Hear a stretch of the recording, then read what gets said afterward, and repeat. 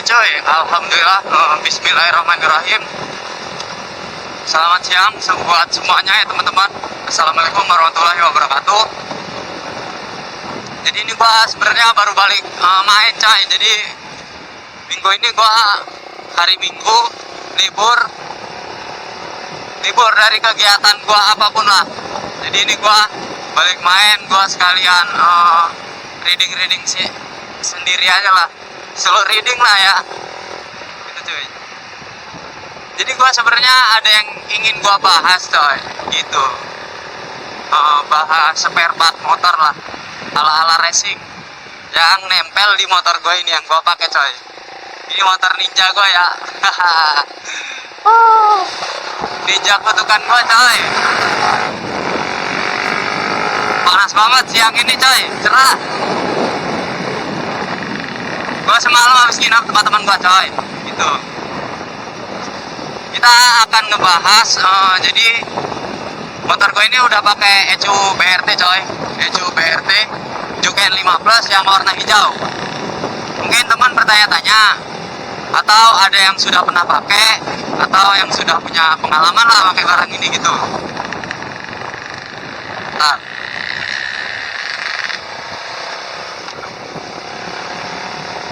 Atau ada yang tanya-tanya gitu kan, mungkin penasaran lah bahasanya, kalau gua pakai ECU ini apa ya perubahan di motor gua gitu kan, perubahannya apa aja, signifikan kah, worth it enggak gitu kan. Mungkin kalian bertanya-tanya di situ coy gitu. Di sini gua mau sedikit mengulas pengalaman gua pakai ECU BRT ini, ECU Juken ya, Juken 5 Plus. Jadi ini yang dual band coy ya. Maksud yang di dual band itu dia ada dua memori coy. Maksudnya dua memori itu bisa di setting dua settingan gitu. Satunya bisa kalian setting standar, satunya bisa kalian setting buat ala racing gitu kayak gua. Mungkin gua kasih lihat dulu kali ya. Gua kasih lihat dulu buat apa namanya, buat ECU-nya coy. Ntar gua nyari tempat dulu dah, nyari tempat yang pas buat nunjukin. Nah, ntar tempat situ lah kita coba lihat ya, biar kalian gak penasaran gitu bentuknya kayak apa gitu kan.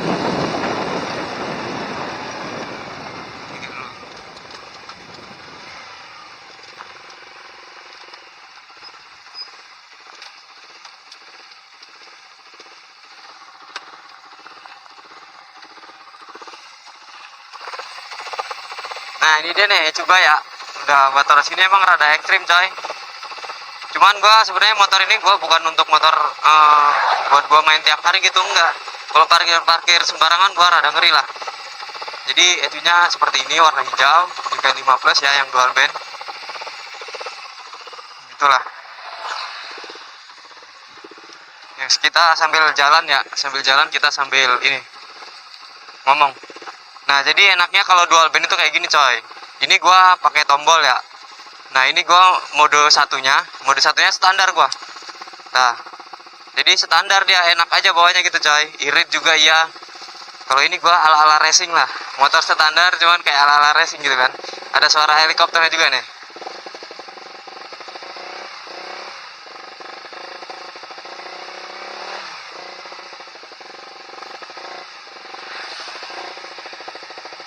Nah, di RPM tertentu lah gitu. Ayo kita jalan dulu bentar. Kopling gua ini rada seret coy. Maklum lah, motor kadang seminggu gua pakai, seminggu gua ora gitu coy. Kadang-kadang gua makanya kalau lagi bosan bawa motor standar, gua pengen knalpot racingan kayak gini, gua kadang gua pakai, kadang enggak gitu coy. Mungkin bisa kita bahas langsung aja ya.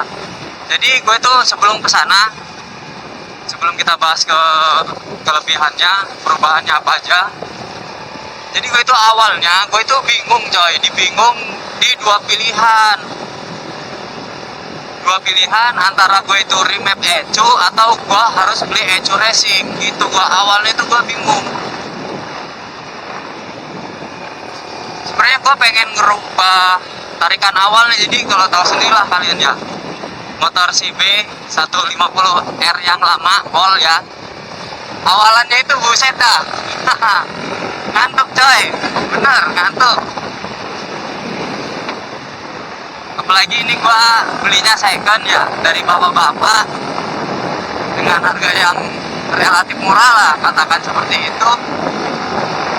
Gua awalannya itu ngantuk banget coy. Kalau gua reading nih sama temen-temen gua juga ketinggalan di awal itu gua.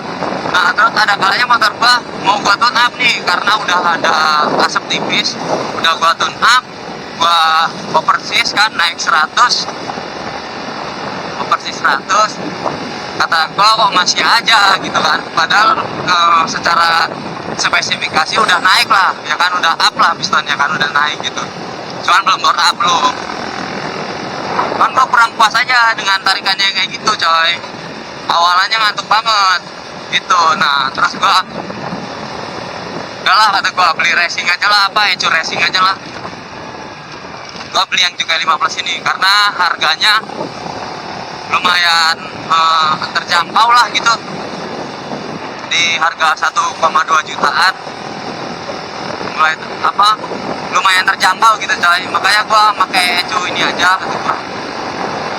Sebenarnya banyak merek-merek ecu yang lain selain ecu Jugen ini, kayak Racer, terus Bariuma itu juga ada, cuman gua belum punya pengalaman di barang itu coy. Harganya juga ya lumayan lah gitu, harganya lebih lumayan yang itu daripada yang Jugen 15 ini coy. Nah singkat cerita nah gua udah beli lah, udah check out. Nah nggak lama udah itu nyampe, gua langsung coba pasang aja gitu kan, karena PNB coy, PNB ya gua pasang aja gitu, nggak taunya harus disetting dulu coy. Jadi kalau baru dateng terus kita pasang nih, motor gua itu nggak mau langsam, susah juga hidupnya. Nah itu kendalanya, kalau kita langsung pasang aja tanpa kita mapping atau kita setting lah gitu.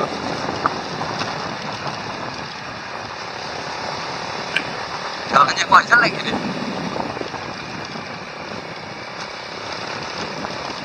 Alhasil ya udahlah, jarak beberapa bulan itu kan. Cuman sebelum gua bawa ke tukang settingnya, gua coba nyeting sendiri tuh.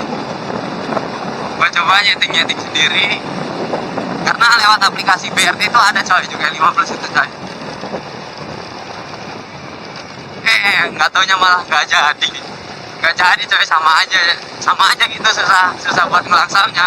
Karena gua pribadi itu belum apa ya, katakanlah buta lah gua dalam hal setting edge gitu coy. Tapi kalau soal mesin gua bisa lah gitu, belum akhir gua nyeting edge itu kayak gitu coy.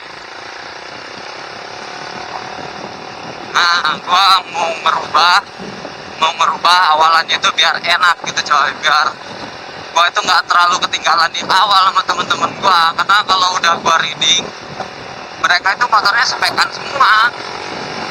Gimana caranya gue itu ngimbangin tapi motor gua dipakai harian itu aman gitu loh, gua nggak terlalu main di mesin. Nah itu kalau perubahan sih ya, kita pakai ecu Jugen ini yang gue rasain ini ya, pribadi gue. Mungkin kalian ada yang beda pengalamannya, yang udah pernah pakai lah, mungkin kita beda ya, mungkin sama, gue juga nggak tahu lah gitu. Cuma kalau gue lihat di TikTok kayaknya gaduhnya itu settingannya yang gampang berubah gitu coy. Tapi menurut gua sih enggak, kalau settingannya berubah mah enggak coy. Buset, ini jalannya jelek banget, bentar coy.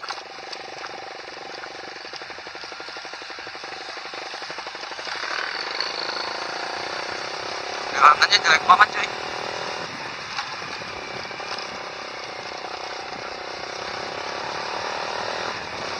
Kalau perubahan yang pertama itu dari suaranya, bener-bener aduh jalanannya coy, suaranya bener-bener berubah lah suaranya coy.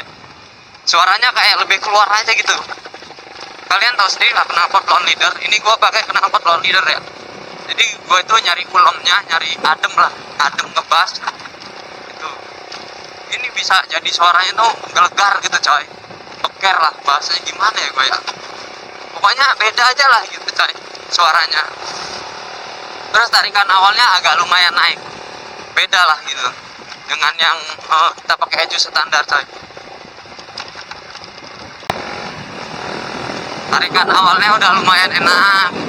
Terus apa lagi ya, dibilang boros sih enggak ya. Dibilang boros itu, kalau boros enggaknya itu tergantung settingan juga coy, tergantung settingan si ecunya pas kita nyeting. Karena enaknya ecu ini bisa di setting sesuai ya spesifikasi mesin kita coy. Gitu, mesin kita standaran, mesin kita harian, atau mesin kita racingan gitu buat balap juga dia bisa, juga touring juga bisa coy. Ecu ini kemenangannya di situ.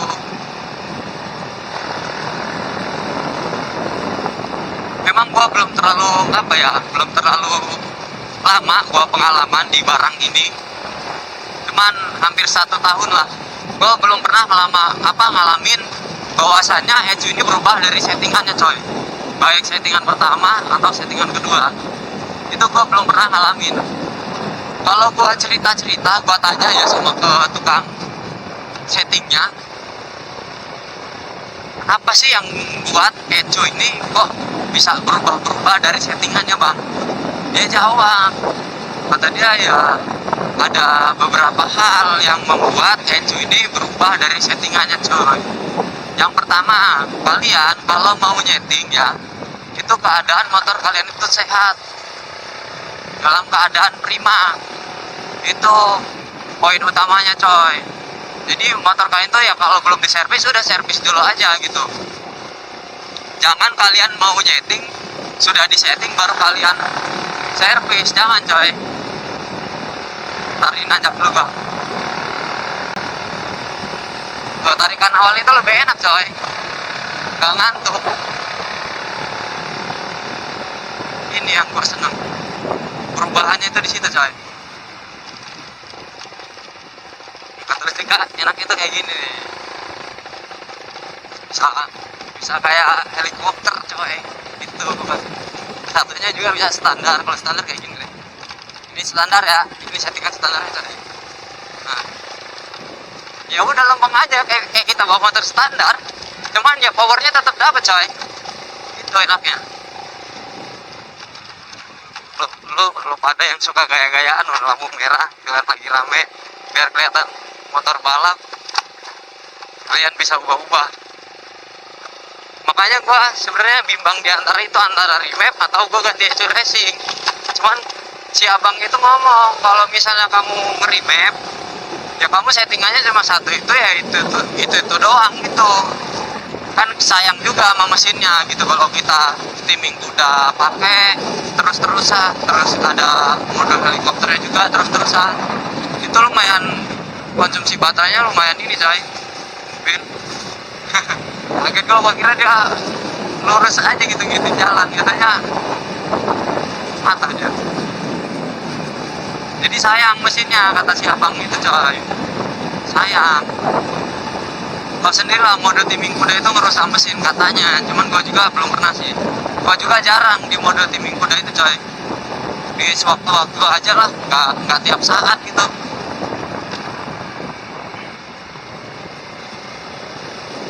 Dibilang enak. Terus limiternya juga bisa disetting. Kalau kata abang itu sih, kalau standarnya CB ini di 10.500 apa berapa lah gitu, lupa gua. Nah ini gua minta di 12.500 coy. Karena kalian tahu sendiri lah, apalagi user CB 150R yang all sama kayak punya gua kayak gini, kalau udah RPM tengah ke atas itu enak larinya, bener enak gitu coy, kayak nusuk gitu. Walaupun bawahannya ngantuk, cuman atasnya ini tuh enak gitu. Nah kalau udah nyampe atas itu limiter ngelimitnya itu cepat motor ini. Makanya gua agak gua tinggiin lagi sedikit. Kalau naikin limiternya jangan lebih dari 2000. Ini gua dapat saran dari abangnya, Kalau lo motornya bor apaan nggak masalah kata dia. 2000 itu aja udah maksimal banget lah kata dia, udah nyiksa. Walaupun lo limiternya dibuat berapapun, kalau mesin lo standar yang gerung aja, suaranya tuh kayak gede aja gitu, cuman nggak lari. Makanya di sini gua disclaimer, kalau lo mau ngejar top speed ya lo jangan cuma ganti ECU doang gitu coy. Jadi ECU ini sebagai alat apa ya, alat pendukung lah coy, buat kalian nyampe ke top speed itu enak gitu, cepet gitu coy, karena powernya enak di awal gitu. Jadi bukan nambah speed gitu coy.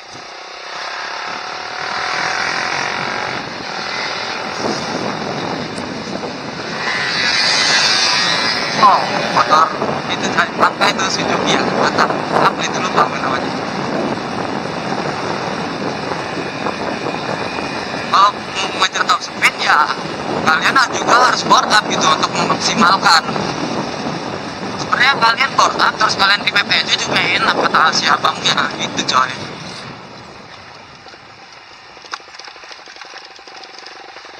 Jadi jangan apa ya, berpikir kalian beli ECU terus top speed kalian itu nambahnya yang signifikan, enggak coy. Nambah karena dari limiternya itu kita tambah coy. Nah kalau powernya udah dapet, kalian bisa main di final gearnya coy. Gear yang belakang kalian kecilin, gear yang depan bisa kalian gedein gitu coy. Kalau punya gue ini mainin di gear belakangnya aja sih.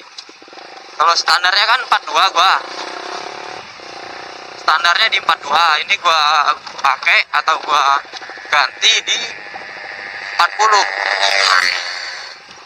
Jadi gua turunin 2 mili. Top speednya gimana? Ya lumayan enak karena cepet coy. Menurut saya sih soal top speed itu nggak beda jauh lah perubahannya coy.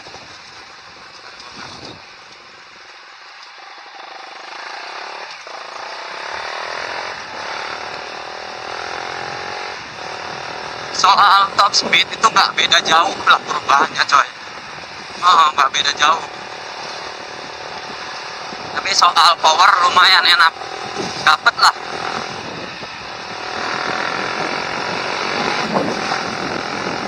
Powernya enak, buat naik ke buat nyampe ke top speednya itu cepet gitu loh coy. Itu aja. Tapi top speednya ya nggak beda jauh lah gitu. Perbedaannya kalau kalian mau naikin top speed ya itu mulai dari limiternya, ECU-nya itu disetting, naikin lagi limiternya, terus gearnya kalian kecilin yang belakang, gear roda belakangnya itu kalian kecilin gitu. Jadi jangan berpikir mentang-mentang ECU-nya kalian beli terus kalian beranggapan top speednya itu nambah. Ya nambah cuman nggak banyak gitu aja coy.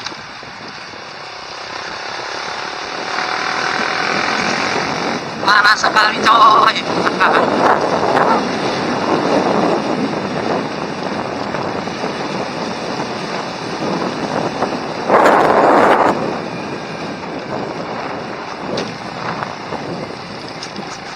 Dibilang irit sih motor gua, sama aja sih menurut gua. Kalau soal bahan bakar irit enggaknya itu tergantung settingan gitu aja coy.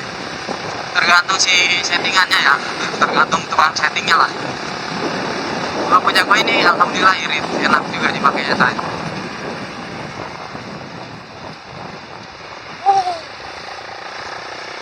Ini abang yang tadi deh, kenapa dia? Nah terus gak enaknya apa bang pakai ECU Juken ini gitu? Apa yang bikin ganjel gitu lah ya?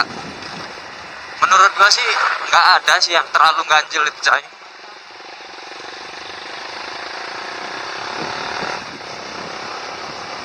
Cuman agak nggak enaknya itu ada.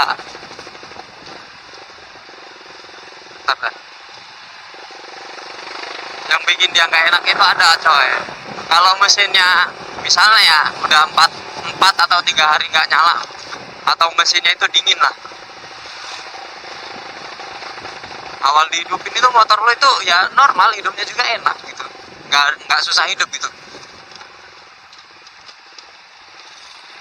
Ntar gue biar dulu. Awal dihidupinnya tuh ya tetap enak, buat ngidupin awalnya itu enak, nggak apa namanya, nggak susah lah. Kadang kan ada sih motor yang susah dihidupin gitu. Kalau ini enggak sih, gua nggak ngerasain susah hidup. Sekali salah aja ya hidup gitu motor baratnya. Cuman kalau awal dihidupin gitu motor itu kayak nahan gitu loh coy, kayak nahan, nggak tahu gua apanya gitu. Nah ini mungkin di tempat gua doang atau tempat kalian juga yang udah punya pengalaman di Echo ini ngerasain kayak gitu. Jadi nahan coy, kayak ya gimana lah motor nahan kayak ngepos gitu. Padahal gas udah kita gedein gitu. Itu cuman awal hidup aja sih.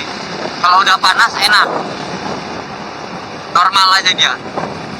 Langsamnya juga mau panas mau dingin enak semua coy. Gua ngerasain sih kayak gitu. Langsamnya mau mesin dalam keadaan baru dihidupin maupun mesin sudah panas itu enak-enak aja cuy, nggak ada perubahan yang signifikan gitu. Mungkin itu aja sih minusnya. Mungkin kalau bicara kurang lebihnya, banyak lebihnya sih kalau gua ngerasa cuy. Oh iya, gua tadi lupa ya ngebahas apa namanya yang buat Echo ini berubah gitu. Ada beberapa hal yang membuat Echo Juken ini settingannya berubah cuy. Tadi yang pertama motor harus dalam keadaan prima sebelum kita setting ya, tadi udah gue bahas. Nah terus yang kedua, kalian kalau misalnya suka bongkar-bongkar motor sendiri di rumah, jadi kayak bongkar throttle body itu kan banyak beberapa sensor tuh, beberapa sistem yang nempel di throttle body itu cuy. Kalian itu kalau lagi pas ngerakitnya jangan sampai lupa coy buat nyolokin ke soketnya itu ke masing-masing, kayak ke injektor, kayak ke TPS, kayak ke ISC. Sensor-sensor itu tuh jangan sampai kalian lupa buat nyolokin sebelum pas di kontak coy. Itu kalian tahu sendiri lah, Echo itu adalah otak daripada motor injeksi.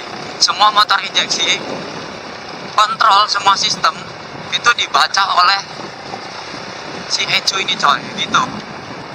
Jadi kalau misalnya kalian ada salah satu penghubung itu lupa kalian nyolokin atau putus dalam keadaan kontak on, cetrek gitu kan, itu si Echo itu ibarat kata kayak nyariin ini TPS gua kemana ini ya. Ibarat kata itu kayak gitulah. Makanya kalau motor-motor injeksi ada rusak apanya, dia ada kayak lampu indikatornya injeksinya di speedometer gini coy. Kedipan berapa, menandakan apa gitu kan. Ya ada indikatornya bahwasannya ada salah satu perangkatnya itu yang rusak gitu coy. Itu yang buat dia si Echo-nya ini berubah settingannya gitu. Makanya kalian kalau udah di setting, kalau kalian bongkar-bongkar itu ya teliti gitu, harus teliti coy. Pasangkan kembali semua sistem-sistem sensornya supaya Echo itu nggak ngemis komunikasi.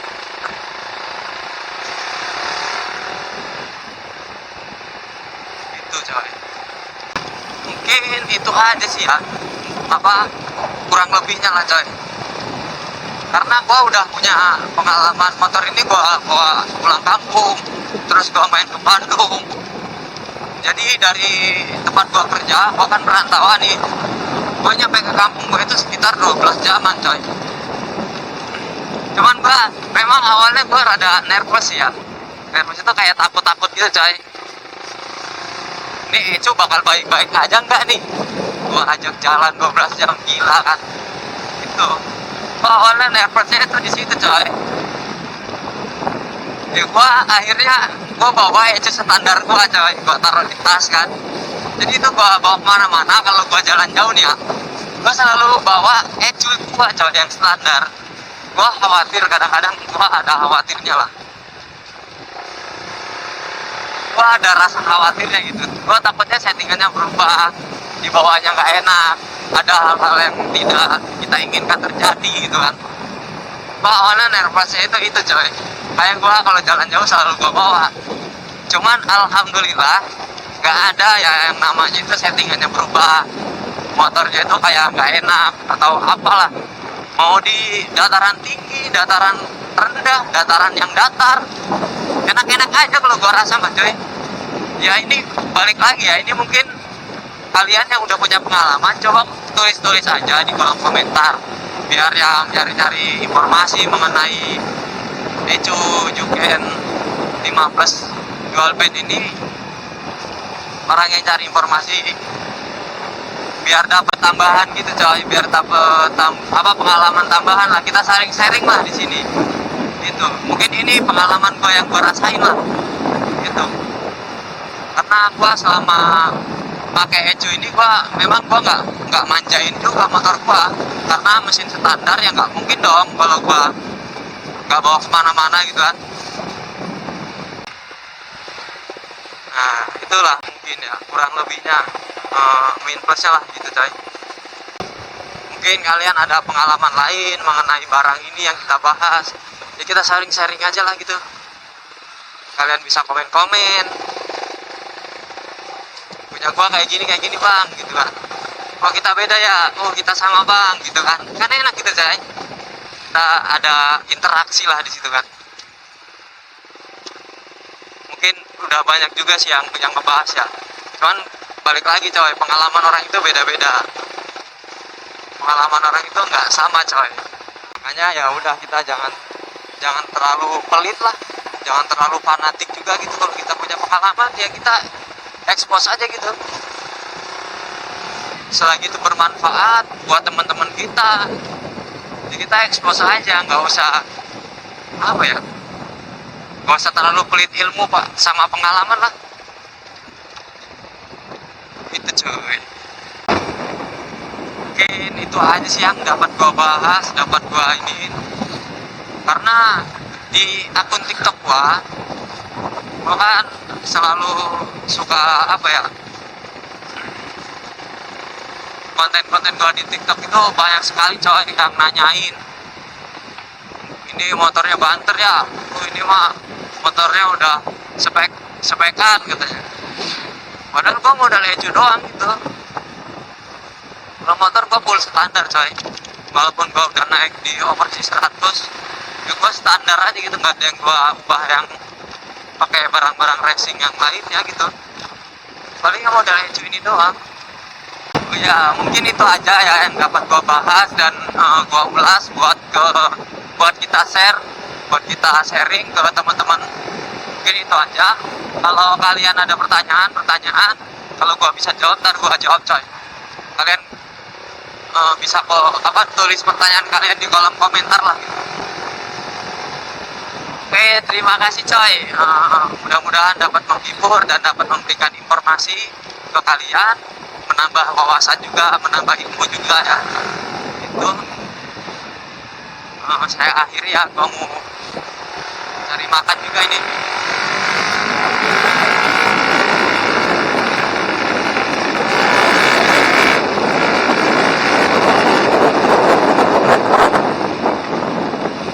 Oke, saya atas nama PMORD ingin mengundurkan diri dan mengakhiri video gua.